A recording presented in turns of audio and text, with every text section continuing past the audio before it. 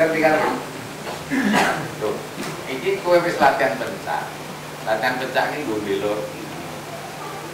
Wani karo musuh. Musuhe iki menungso. Ning menungso dudu menungso sing ning liya kae. Musuhmu ki sapa ya menungso. Menungso sapa?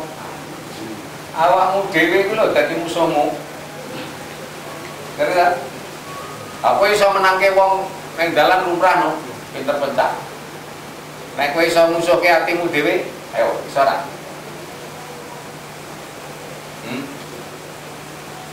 Siapa sing tau ngapusi atimu dhewe? Aja. Lho kuwi ora ngapusi jenenge ndablek.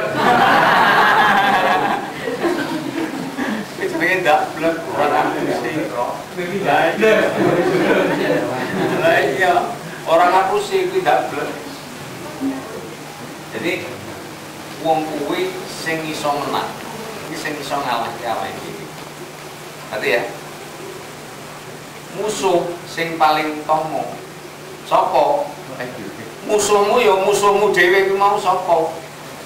Nah, nafsumu mau dipaleni ya. Kuwi musuhmu kuwi.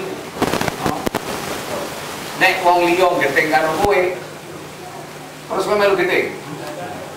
Ayo. Salah. Wong sing gething kuwi justru dadi gurumu sing becik. Ngerti karo ya?